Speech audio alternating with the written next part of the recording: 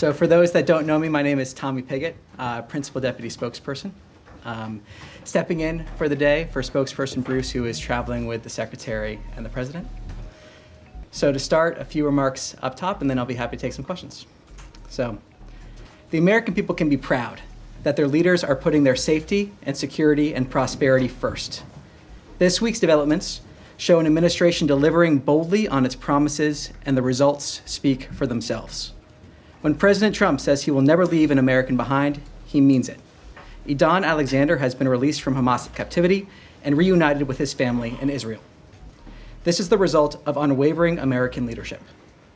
President Trump and Secretary Rubio are also strengthening strategic ties in the Middle East, delivering security and economic wins in Saudi Arabia, Qatar, and the United Arab Emirates.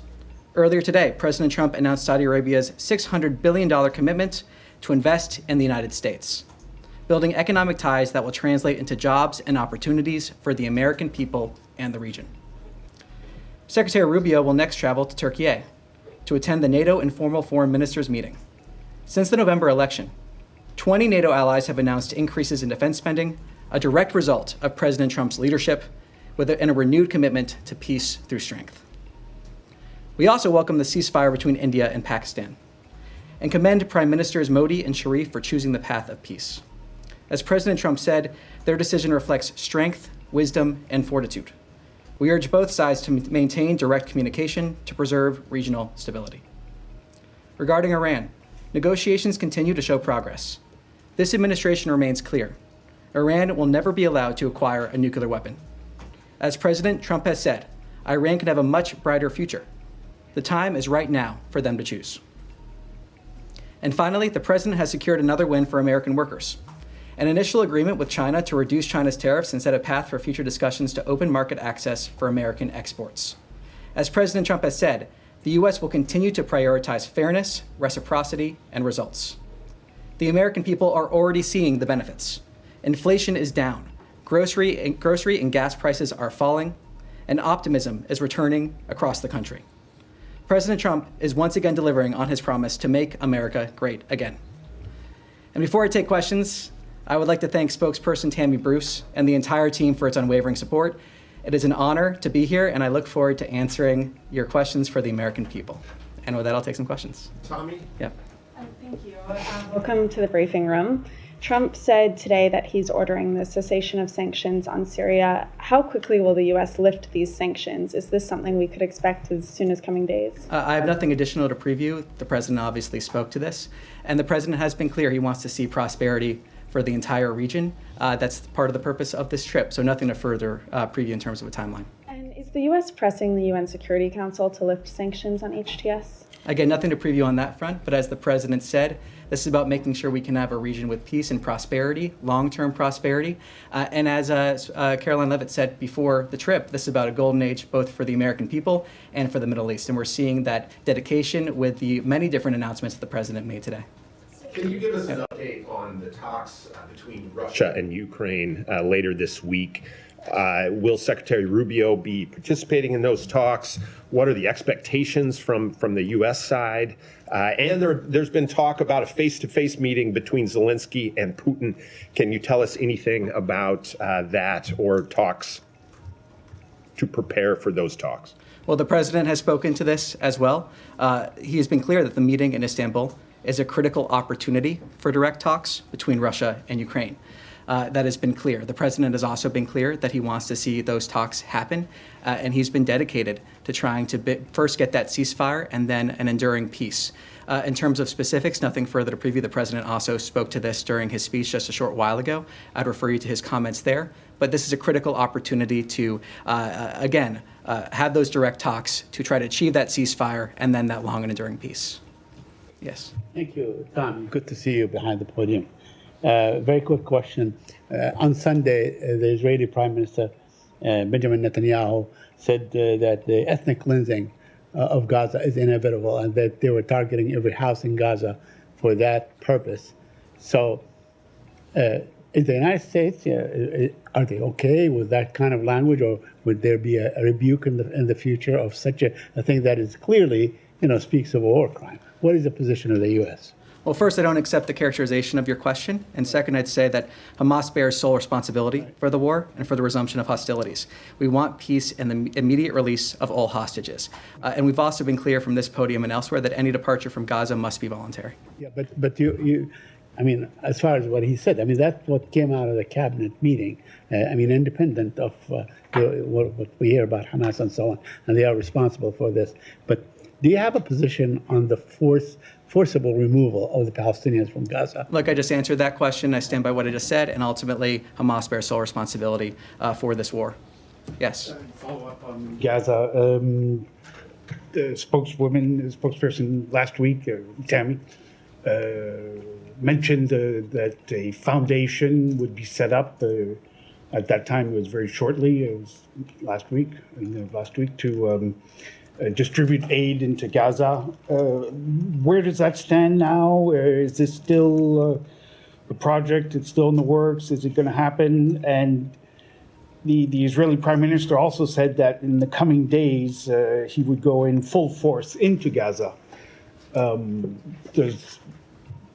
Would that disrupt those plans, or is it calculated and being prepared together? How does that work? Well, look, we won't speak on behalf of the foundation, and we'll defer to the foundation in terms of any announcement that they may or may not make. But bottom line is we welcome moves to get aid quickly into Gaza. And we also welcome creative solutions that make sure that that aid actually gets to the people that need it and is not falling into the hands of terrorists such as Hamas.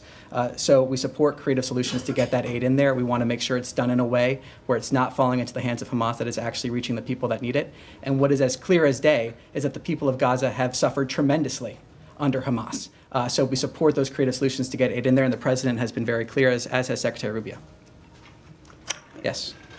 I wanted to ask your response of reports that there were back-channel talks that led to the release of Idan Alexander, with a Hamas official reaching out to the former leader of Arab Americans for Trump. Can you speak to that report and any details about how the release came to be? So I'm not going to comment on private diplomatic conversations, but what I will say and reiterate is that this shows that when President Trump says he will never leave an American behind, he means it. This is the direct result of American leadership, as I said earlier, and again shows the fact that President Trump is forever working for the safety and security of the American people, as is Secretary Rubio. But I'm not going to discuss or give details of private diplomatic conversations. Denying it?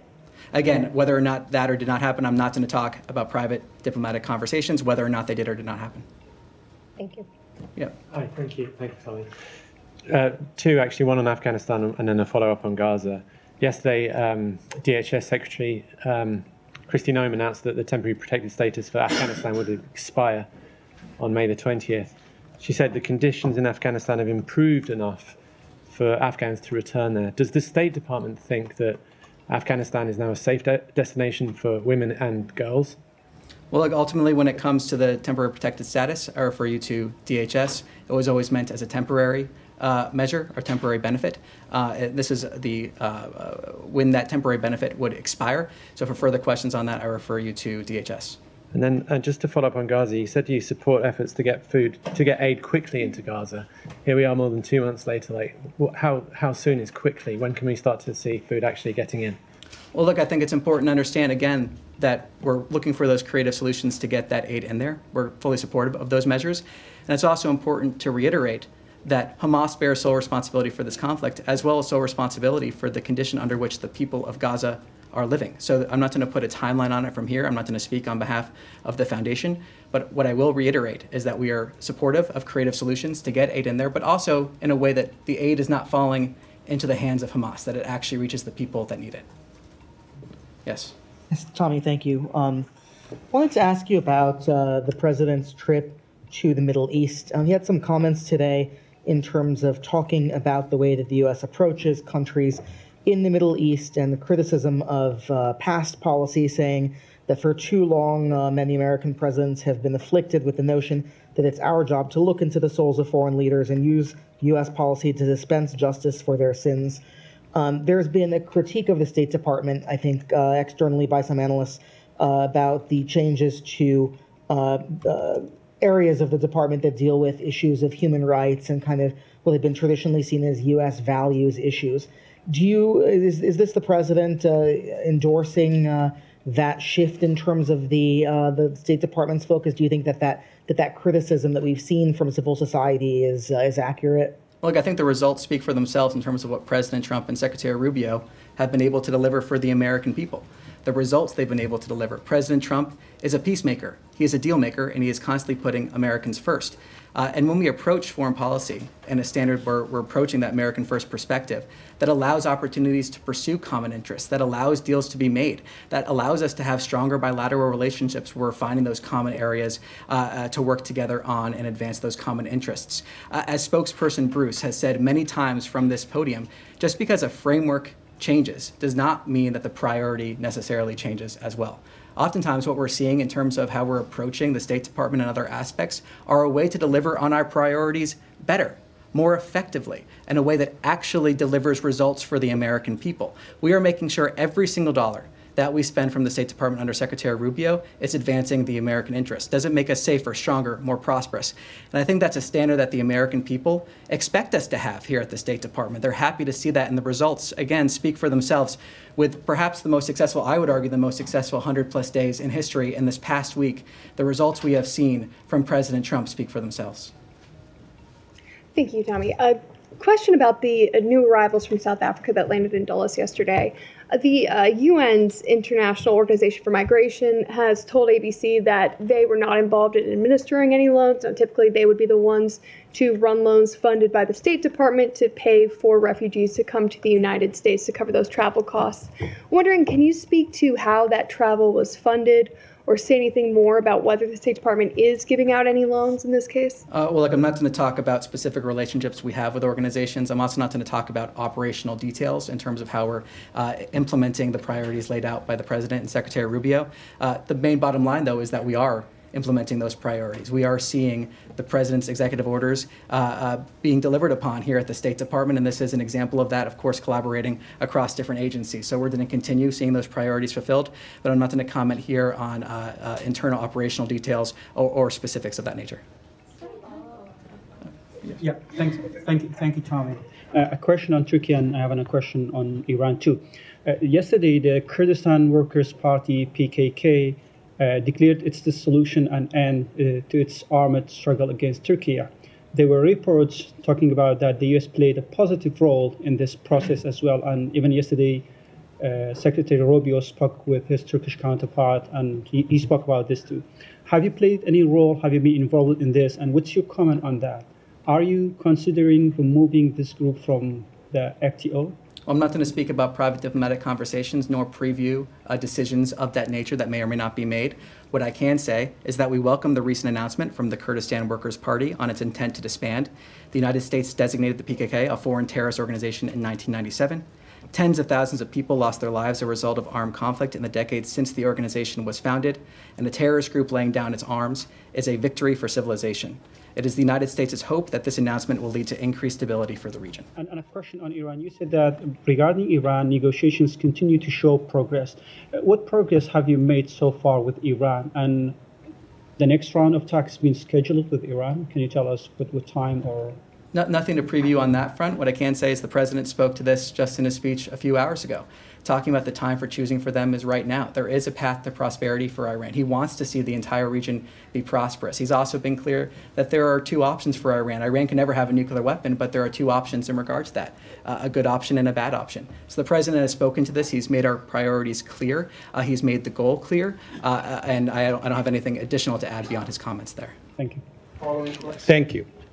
Yeah. Thank you. How does the U.S. State Department view the Bangladesh interim government's ordinance banning all activities of the largest political party, Awami League, one, as I told you, that one of the largest political parties, effectively erasing its political identity and barring its from future election. I just wanted to mention here in previous briefing, Tammy stressed the importance of election and democracy in Bangladesh, especially inclusive election. Now they banned this political party from the activities. What is your concern on that? So what I can say on this is that we are aware that the interim government has banned the Awami League from all political activities until a special tribunal for the party and its leaders concludes. We do not support any one political party in Bangladesh over another. We support a free and democratic process, as well as fair and transparent legal processes for all individuals. We urge all countries, including Bangladesh, to respect the freedoms of expression, peaceful assembly, and association for all. And how does you, as a State Department, view the interim Bangladeshi government role in the fostering radical ideologies and enabling terrorism, following reports of the law advisor Dr. Asif Nazrul meeting with Lashkar-e-Taiba operative Harun Izhar and growing support of violence in Kashmir by political and religious leaders? They met in the ministry in Bangladesh. So again, taking a step back, I'll reiterate what has been reiterated from this podium before. We value our partnership with the people of Bangladesh, spanning more than 50 years. We remain committed to deepening our partnership by working with the interim government. And I already commented on your other question there, but nothing further to add. Thank you. Yes. Tommy, two questions, one on the North Korea and then the second question about the Russia follows. As you know, that the North Korea launched the multiple ballistic missiles into the East Coast last week for the second time since the second term of the Trump administration. How do you view the fact that North Korea is receiving missile technology support from Russia, which is further escalating the threat to the Korean Peninsula? So we've spoken on this in the past. I'll refer to those comments and take back your question for further details if we can get there. The second question on Russia. Russia's Kremlin said that it will pay for the North Korean soldiers who died in Kursk during the war in Ukraine, and that Putin is preparing a new mission with the North Korean military. How will the United States react to the fact that North Korean troops will continue to be stationed in Russia and help Russia, even if Russia and Ukraine reach a ceasefire and war? Well, as spokesperson Bruce has said from this podium, third countries like the DPRK that have perpetrated the Russia-Ukraine war bear responsibility. The DPRK's military deployment to Russia and any support provided by the Russian Federation, the DPRK, in return must end. Thank you. Yes. Thank you. A couple of questions from South Asia. During his calls with Pakistani Prime Minister, Foreign Minister, and the Army Chief, when Secretary made a call, did he receive any commitment or assurance from the Pakistani leadership that they will dismantle all the terrorist infrastructure and they will no longer support terrorist groups within the country? I'm not going to talk about private diplomatic conversations. What I can say is reiterate what we've been saying for a couple days now, is that we welcome the ceasefire reached between India and Pakistan this weekend. And we commend both prime ministers for choosing the path of peace. The president truthed about this. He was very clear in terms of that. We also want to encourage direct communication between the parties. That is something we've also been clear about as well. India has refused any U.S. effort to mediate between India and Pakistan. How hopeful you are that you will be able to bring them together in the same room for talks? Well, I'm not going to speculate on that. What I can say is that we encourage direct communication. We have been clear on that. We continue to encourage that direct communication. The president has been clear on that. And the president, as I said, has also been clear in praising both prime ministers for choosing the path towards peace and the wisdom and fortitude that shows. Has U.S. sent a team to Islamabad or Pakistan following the reports that there have been leaks of nuclear radiation in some of the secure Pakistani sites? I have nothing to preview on that at this time. I have one more question. Sorry. Follow-up. Thank you. I think that's Thank you, enough. Tommy. Thank you, Tommy, and beautiful style you have, by the way. I hope you continue to do that more often, these briefings. My question is about Pakistan welcomed President Trump's efforts for bringing the ceasefire between Pakistan and India, and they believe that President Trump could win a Nobel Peace Prize if he were to bring peace between Pakistan and India on Kashmir issue. But Prime Minister Modi did not welcome this effort. And he's the same gentleman that was not allowed to come to the US till 10 years ago. Does that disappoint this building at all, the attitude of Narendra Modi of not welcoming this peace deal? Well, what we are happy to see is a ceasefire. That is what we are happy to see. That's where our focus remains. And we want to see ceasefire be maintained. And we want to encourage direct communication. That is our focus here. Our focus is the ceasefire. Our focus is on encouraging direct communication. That's where our focus is going to remain. The president has spoken on this. And just to take the first part of your question, kind of focusing on a more global foreign policy front, talking about issues around the world, President Trump is a peacemaker. He's a peacemaker. He values peace. He's also a deal maker. And he has shown that again and again and again in terms of both pursuing an America First agenda, but also pursuing peace and wanting to see peace and conflicts come to an end. Thank you very much. One more question about, excuse me, one more question. Yeah. The drones which India used against Pakistan were Israeli-made drones. President Trump, one initiative that has been globally recognized and talked about is his Abraham Accord idea. Do you think this landing of Israeli drones in Pakistan would create hurdles in the president's vision, his whole thought about this Abraham Accord where he wants to bring these three religions close to each other? These Israeli drones will further complicate the relations between Pakistan and Israel or no? Well, I'll reiterate what we are focused on here and happy to see as a ceasefire. We want to see direct communication between the parties. And when it comes to, again, solving conflicts that have existed in regions around the world, the president wants to solve those conflicts when he can. He's often said that he stands ready to aid in the pursuit of peace. He stands ready to help. And the president is a deal maker. He is a peacemaker. He has shown that again and again. And we're seeing the results of that from the past 100 days and even just this last week. So the president's a deal maker. He's a peacemaker, but nothing to comment further beyond that. Thank you so much. Yeah. Yep. Thank you. I want to follow up on Syria. President Trump, in addition to lifting the sanctions, also said that he wants to create a fresh start with Syria. I wonder, what does this mean for the U.S.-Syria relations going forward? Does this move indicate a broader policy shift towards full normalization? I also wonder, President Trump also said today that Secretary Rubio will meet Syrian Foreign Minister Al-Shaiban in Turkey later this week. What are your expectations from this meeting? Well, the president spoke to this. He spoke to his reasoning. He spoke to the fact that he wants to see the entire region thrive. We want to see peace and prosperity. When it comes to Syrian interim authorities, from this podium and elsewhere, we've communicated with them some of the actions that they should take for peace and prosperity, and we hope that they do take those actions. But the president has spoken to this in that speech a few hours ago, saying that this is about making sure we have a region that can thrive, a region for long-term peace and prosperity. Yes. Yeah, I wanted to follow up about the Secretary Rubio's trip as well to the Middle East.